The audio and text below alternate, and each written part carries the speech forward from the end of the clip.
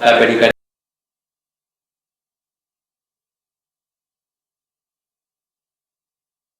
aguda idiopática suele ser de origen vírico, suele provocar un dolor de tipo pleuropericárdico que se alivia con el paciente cuando se inclina hacia adelante, puede tener roce pericárdico, pero no en todos los casos,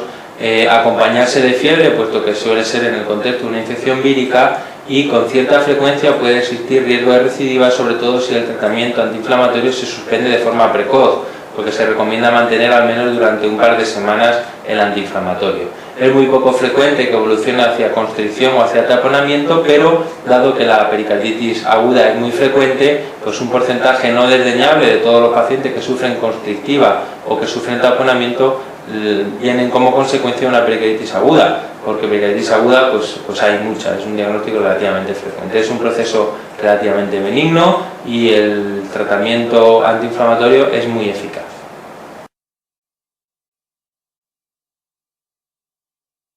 Aparte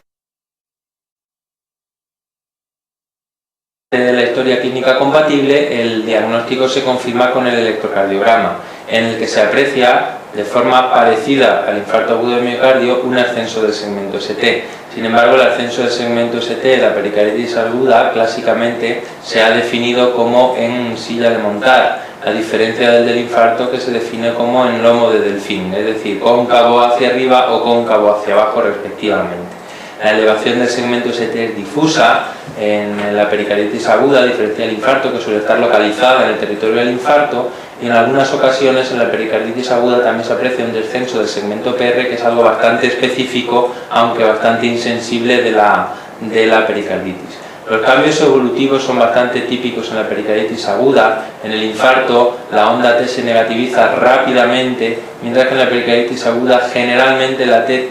tarda en negativizarse 2 o 3 días y hasta que no normaliza el segmento ST no empieza su negativización. Con estos datos probablemente es suficiente para hacer el diagnóstico diferencial entre las dos entidades.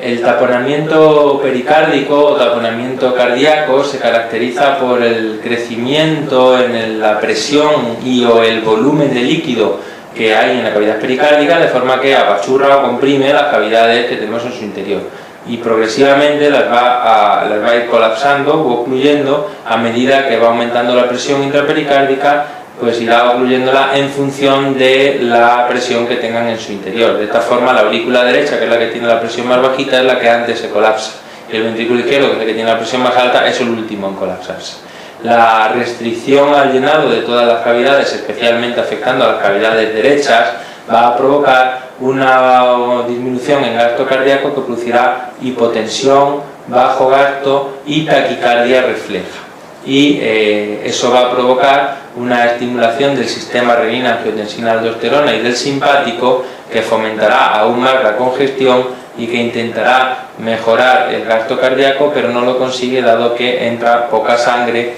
dentro del ventrículo, tenemos un fallo diastólico puro. Por tanto, el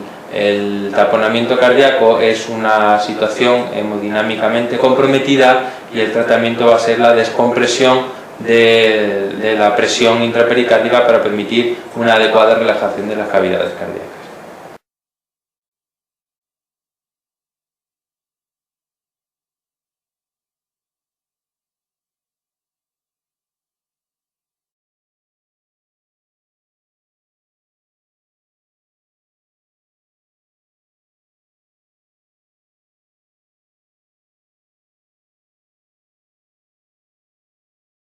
La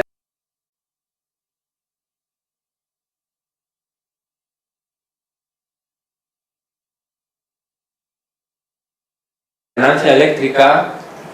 significa la presencia de ondas en el electrocardiograma de amplitud variable, unas más grandes y otras más pequeñas. Cuando existe alternancia en el complejo QRS, sugiere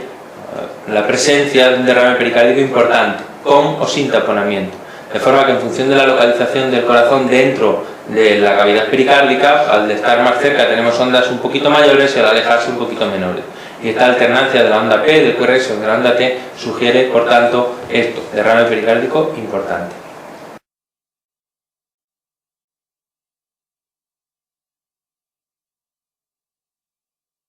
La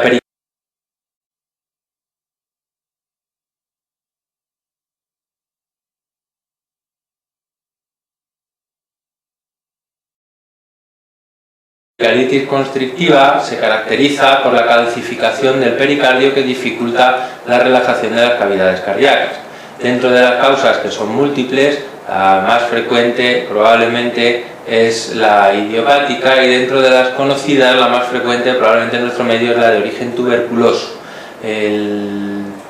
principal problema de la pericarditis constrictiva es que cuando se detecta, si es en fases avanzadas de la enfermedad, el tratamiento del que disponemos, que es el tratamiento quirúrgico para la decorticación pericárdica, probablemente tenga resultados peores que si se actúa en fases iniciales de la enfermedad, y durante mucho tiempo esta enfermedad puede cursar de forma silente, y es frecuente además que debute con síntomas digestivos secundarios a la congestión hepática más que con síntomas cardiológicos propiamente.